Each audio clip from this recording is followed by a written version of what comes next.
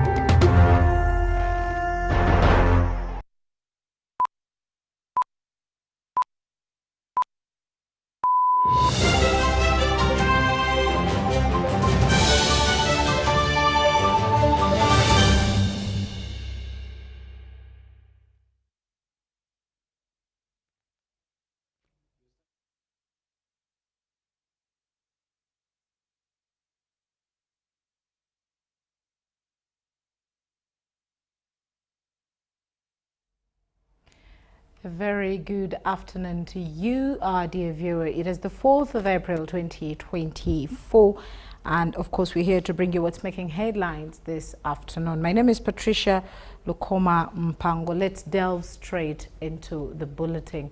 Now, youth in eastern Uganda have been cautioned against selling their land and instead have been urged to develop it as a means of transitioning from the subsistent lifestyle to a money-based economy.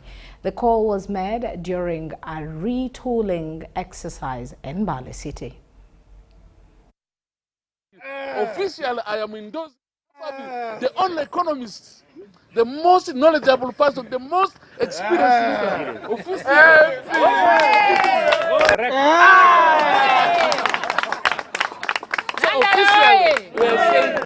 I don't know. You have seen they've closed Karuma. Ayago Bridge has been closed. From Arua, you first sleep in Pakwach. We are in prison in our own country. Our businessmen are having problems because you cannot now have that express way of doing business. You'll have to first sleep in Pakwach. And yet we are supposed to move and do business from one place to another. So we believe this economist will fix these problems of West Nile. Today, as FDC leadership of Terego, we want to officially announce our sole candidate of Forum for Democratic Change, presidential candidate. Scrutinize the different personalities, people who are trying to vie for the position of the presidential flag bearer of FDC. But we have come to a conclusion that Honorable Nathan Nandala Mafabi is the ideal president, is the ideal person that can lead us as a political party, and is also the ideal president that can deliver us to the promised land.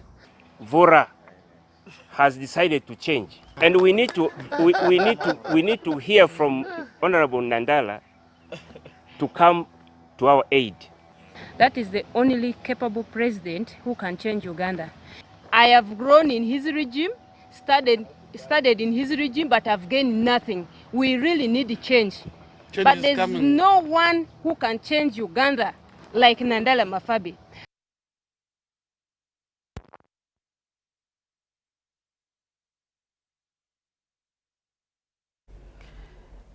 Now, youth in eastern Uganda have been cautioned against selling their land.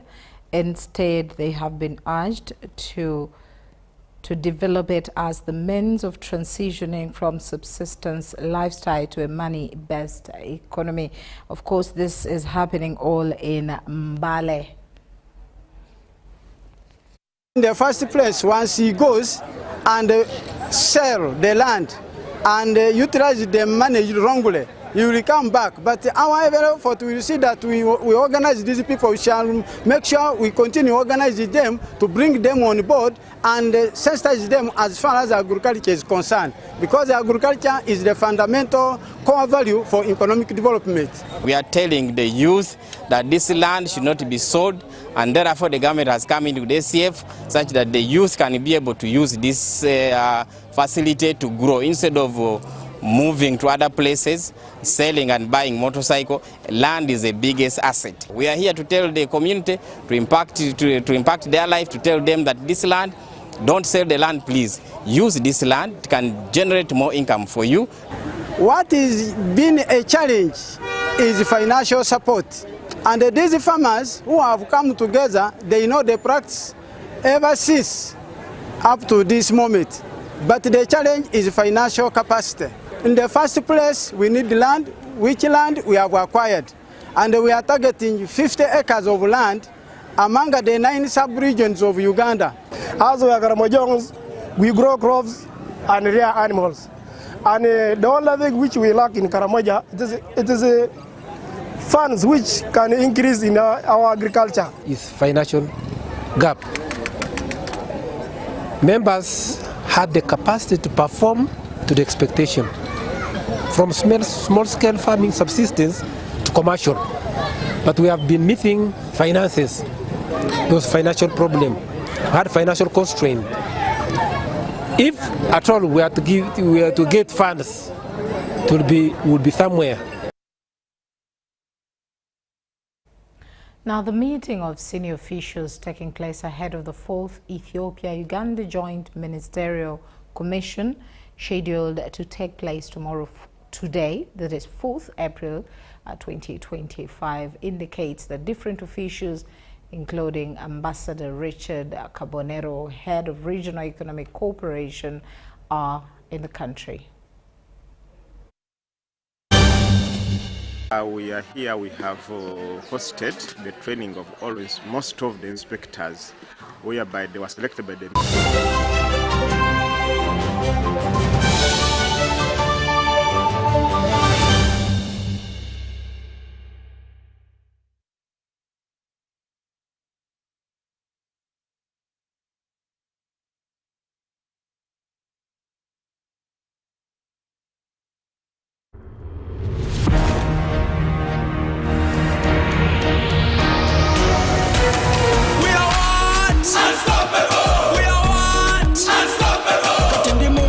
Kama nemo pocket, tambula body street, issues are my target. We are what? Unstoppable. We are what? Unstoppable. I'm in a plantation, but on a global mission, internet ambition, full condition. We are what? Unstoppable. We are what? Unstoppable. Oro cash is gone, netaga yo karoni, nigga mukafoni, money in the zone. We are what? Unstoppable. We are what? Unstoppable. We are good.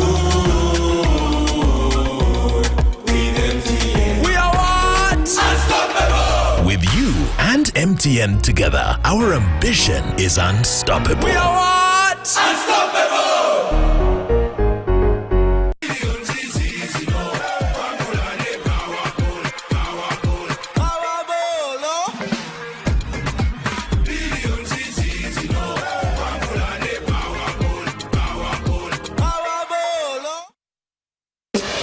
Get set for a very special journey deep into the heart of Africa, to a place most people have never experienced. I'm Peter Greenberg, and join me as we navigate a country where old rhythms live on and ancient instruments create modern sounds. A land of distant wonders and the promise of endless bounties, and all still waiting to be discovered. Welcome to Hidden Uganda. Buza Kamiso now, enhancing tax education and bringing it closer to the taxpayers. Many Ugandans have questions about the taxes they pay to URA. When we come at revenue, they tell us to clear chitenge at 10,000. And when we are selling chitenge, we sell it at 17. So we don't know whether we are working or not. Understanding your tax obligations can help you grow your business and avoid unnecessary losses. Now, you can get direct answers. Send your tax-related questions via WhatsApp or SMS to 0790-141-887, and the Commissioner General of URA, John Musinguzi, will personally address them. Tune in to UBC News Tonight every Monday and Wednesday for expert insights and clear explanations. Buza Commissioner.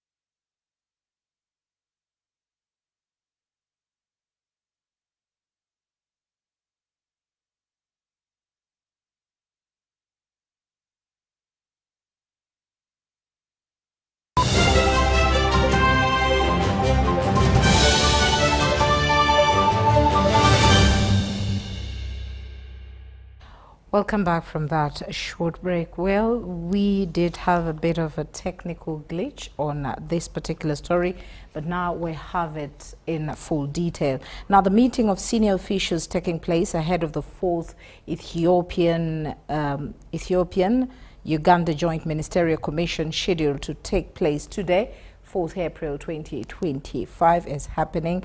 Now, different officials, including Ambassador Richard Kabonero, head of Regional Economic Cooperation, will be present in this meeting. Let's have details.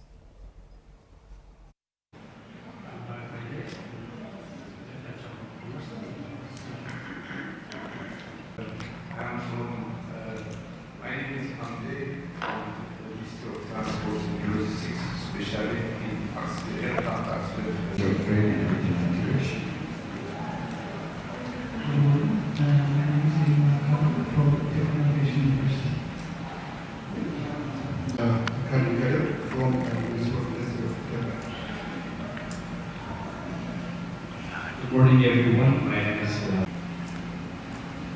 Good morning, everyone. Welcome to Ethiopia.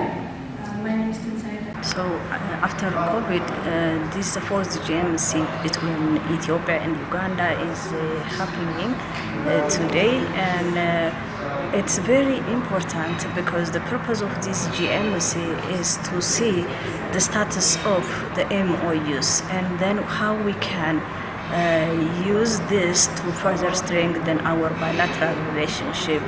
And also it gives us an opportunity to see new areas of cooperation. We work together in the pacification of Africa with Ethiopia.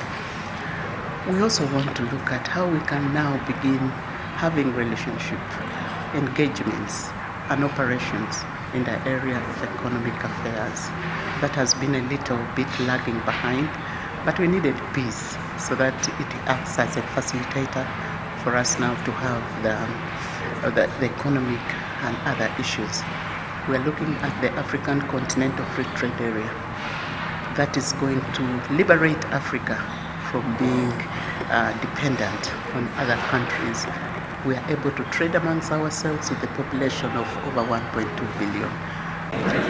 The fourth Uganda-Ethiopia Joint Ministerial Commission is a cooperation framework under which our two sister countries have been cooperating.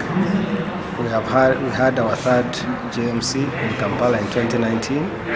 Ethiopia and Uganda share a common history and strong ties, particularly in the security sector for the region.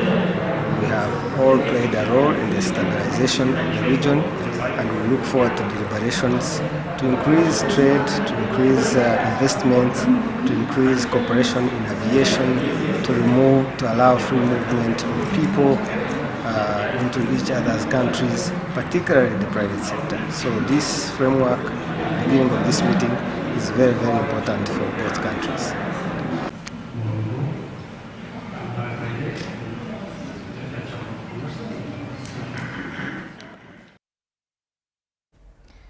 Now, as West Nile marks 23 years of peace on April 12th in Yumbe, the Minister of State for Defense, Veteran Affairs, Huda Olero, has hailed President Museveni's role in ending conflict and ushering in stability. The region, once torn by war and exile, now thrives with booming cross-border trade and major infrastructure like the Kampala-Oraba Road, among others. I would like to invite the Minister to start us off, but also to introduce the rest of the team. As we approach the occasion of the third Peace Day commemoration in Yumbe district in the greater West Nile region, under the theme Consolidating the Peace and the Security in West Nile region for socio-economic transformation, I salute His Excellency Yoweri Kaguta Museveni, our heroes in the uniform, and the Uganda People's Defense Forces for the sacrifices which they made and continue to make for the peace of our motherland, Uganda, across and within our borders. The NRM government will also complete its obligations agreed upon, having paid the resettlement package to most of the ex-combatants of the former fighting groups in West Nile. The resettlement packages for the Uganda National Rescue Front, led by General Moses Ali, will officially also be launched during the Peace Day commemoration. The people of West Nile who have responded to the President Museveni's call to join the money economy through wealth creation are benefiting from government programs of Imyoga, PDM, and many other programs, because the baseline of the peace is in the region. When the NRA took power in 1986, there was one person who saw through this fallacy and said, no, these people are Ugandans and they must come home. That person was Yoweri Kaguta Museveni.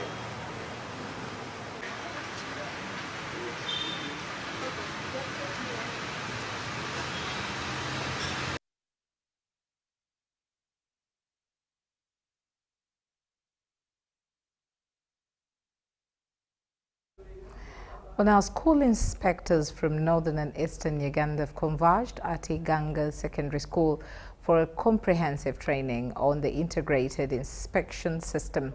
The training, organized by the Directorate of Education Standards under the Ministry of Education and Sports, is aimed at equipping inspectors with the necessary skills for effective school monitoring and record tracking to enhance learner performance in primary schools. We are here, we have hosted the training of most of the inspectors, whereby they were selected by the Ministry of Education and Sports, who were at least having some challenges and with the inspections and also with the terror system. So for us as a district, we are very grateful for the engagement, because it has helped us. It has packaged our inspectors with new skills. So some of them are just new in the system, and when they were doing things, they could not tell how to do inspection.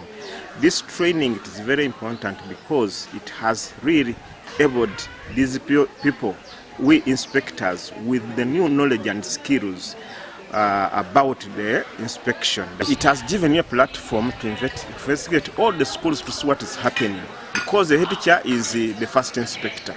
And when inspectors went there and they found such cases, we have also to go and find out what other schools are doing. And we have to go to those very schools where they went to see exactly what exactly transpired with these teachers. You found that we found challenges like teachers sharing pit latrines, the enrollment, there are not enough sitting facilities, classrooms, the enrollment has grown high, and you find that we are going to bring together, we are going to, as inspectors of Iganga, we are going to consolidate, we are going to have to come together and come up with a report whereby we can avail it to the Ministry of Education, in addition to what we have been doing, so that they get to know what exactly is happening in these schools for some further action. And also we are going to tell our Chief Administrative Officer of what the challenges district inspectors have also found, in addition to what we have been telling them, so that he also addresses it to people concerned. The DOs, who are the vote holders for each local government, oversee this work, and they receive inspection reports and then forward them now to the CAOs to ensure that where things are not doing well, they can correct them and have improvement. So it's a very important training to revive the inspectors and DOs' skills on how to use that system. In addition to that integrated inspection system, we also have what we call TELA, Teacher Effectiveness and Learner Achievement. This is where the government of Uganda, through the Ministry of Education and Sports, provided phones with an app where each teacher every morning signs in on that phone using their eyes. And then when he signs in, the phone brings out the timetable for that teacher, and then the teacher can confirm and go to school. But that phone also has a provision for the head teacher, regularly during the day to go around and check whether teachers are teaching, where they should be teaching and what they should be teaching. This helps the head teachers as managers to know who is teaching, who is not, and that can help them to improve the system, either through coaching and mentoring or even through discipline in case of those who don't turn up. Now, a shocking alleged forced eviction of former Makerere University ICT Director Engineer Frank Kitumba has raised serious concerns about how the university treats its former staff and the state of security on its campus. Let's hear more in this report.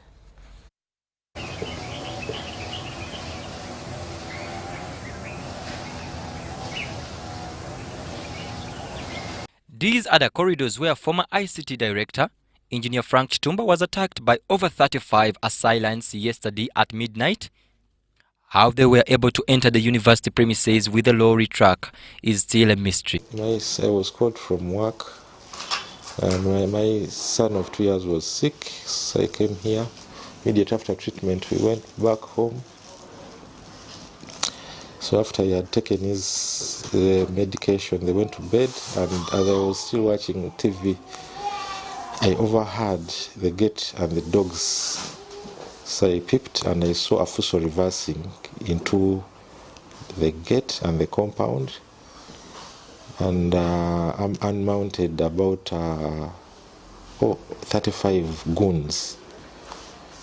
So I rushed to the bedroom to pick my laptop, watch and phone, and as I was doing that, they forced the front door of the house open and they entered, so we met in the corridors. So we engaged into a scuffle. They started hitting me, and I was surprised when they said, "You think this house was given to you by Museveni? You pretend to know Museveni. And is this your house? Where is the phone? Where is money? And where is the laptop?" Witnesses suggested the attackers may have been hired with the intent to forcefully evict Kitumba from the university premises.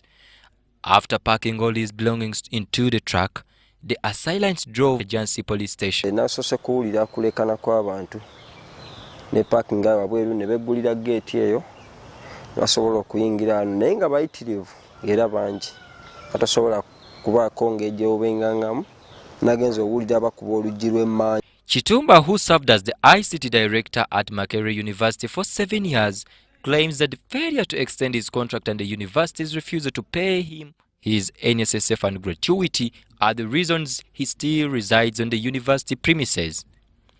He recently won a court case with a 90% ruling in his favor, ordering full payment of his gratuity and NSSF. However, Kitumba says the University Makerere Administration and Business Services have blocked his access to these funds behind the scenes. Yeah, some time back when my contract has just ended, I had a labor court case where I was demanding terminal benefits, gratuity, science money mainly. But as we won 90% after the appeal, as they try to pay, because those are salary areas, they try to set off pay as you earn of about 40 million and some about 27 million over NSSF.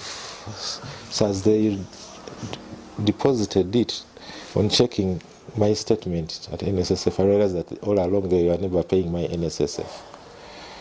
So, and I've been demanding for this NSSF. We've met with them in meetings promising to pay, but instead their response has always been violent. And I've always resisted leaving that house, given the Employment Act that empowers an employer being housed by employer to stay in the house, and the onus is on the employer not to accept to leave the house, whether they are pushing them out forcefully or not. Want to engage into these things, actually.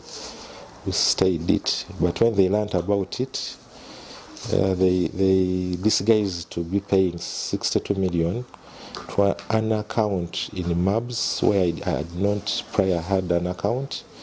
I've always saved with NSSF. But to access that resource from MABS, there's a clause within the MABS policy where it says Makere should approve access to those funds. Clearly, they need clearance from the employer, which in a way is not fair. And this is evident that Makere and MABS are conniving to frustrate employees. This is a serious matter because pension benefits are not something anyone can play with. Police have confirmed the crime committed against Chitumba and investigations are ongoing. This case was reported last night. It is alleged that some people came with a numberless Fuso truck, proceeded and packed all the properties that are in Engineer Frank's house there in Makerere, and after packing them in the Fuso, they drove away towards Entebbe, and it is right now parked at Kajan's police. One suspect has been arrested. This is one of the people who was loading the truck, and he is right now detained and charged with the offense of theft. The university issued a press release confirming the incident involving Chitumba and promised to offer support. In their statement, they addressed the invasion, not eviction, as was earlier reported at Wandegia police station.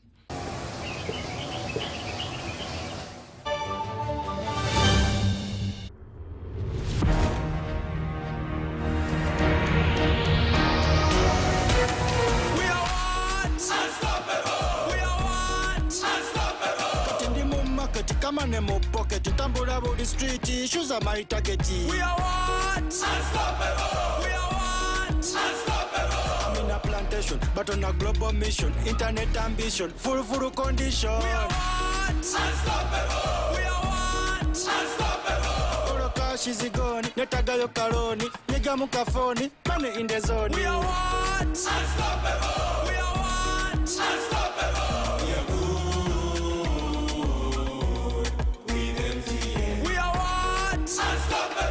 With you and MTN together, our ambition is unstoppable. We are what? Unstoppable!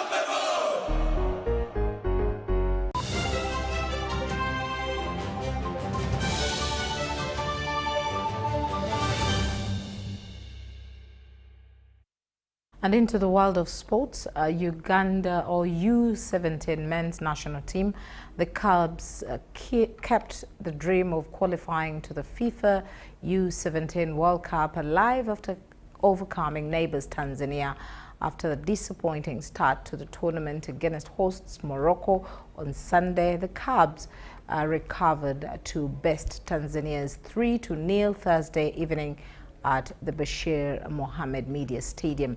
Tanzania ended the game with 10 men after defender Hussein Ale Mbegu was set off early in the second half.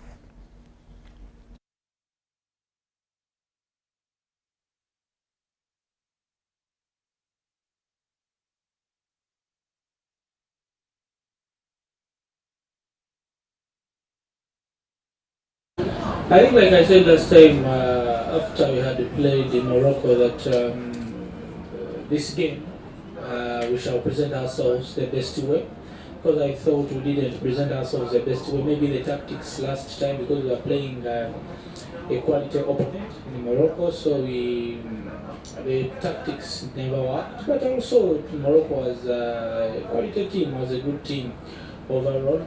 I mean, with due respect to Tanzania, I think they're a very good team, but I told the boys that this is a rivalry, this is a derby. For us with the Tanzania, it's always a hard game. But I told the boys that if we need to win today, we need to want it more than them. We need to throw our bodies there, play good football, express ourselves. We should not panic, we should keep it tight at the back, but always try to take the ball to them.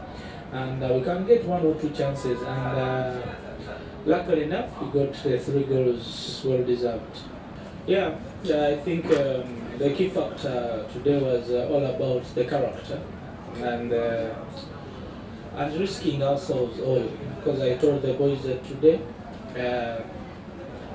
we should lose ourselves and risk and go all out, and thankfully it is paid off.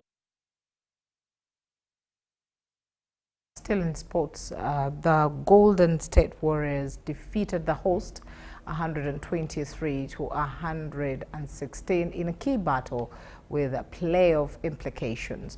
The victory keeps Golden State at number 5 in Western Conference and moves Los Angeles from number 3 to number 4. The Warriors avoided a regular season sweep against the Lakers, going 1-3 against them.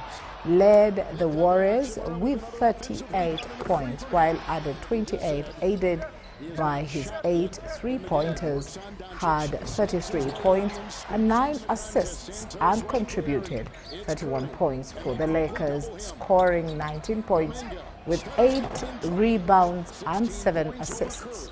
3 won't go. Doncic an offensive rebound. To Reeves, he's open. LeBron is down. Curry to Santos. Curry got the screen. He'll take it in with Green serving as a lead. Well, dude, that combo defensively has been powerful. Good stuff, Valley. Doncic will make a move. He goes inside. Hield is on the other wing with Kuminga and the ball over Doncic a triple. Well, Coach, we'll start with half of the Lakers' points nearly have come off of those offensive rebounds. Was that some of the mismatches that they were creating or more of an effort? Well, I thought we overran several where they took long threes, long rebounds, and we were all in the paint instead of, kind of getting to the elbows, getting to those long ones. But great final 5 minutes. We only gave up 2 points. Much better control of the game at that end. But, yeah, we got to keep it going. Offensively. 2 minutes gone, second quarter. Hayes watching. And that brings us to the end of our lunchtime bulletin. My name is Patricia Lukoma Mpango. Let's meet again at 8 and 10. Good afternoon.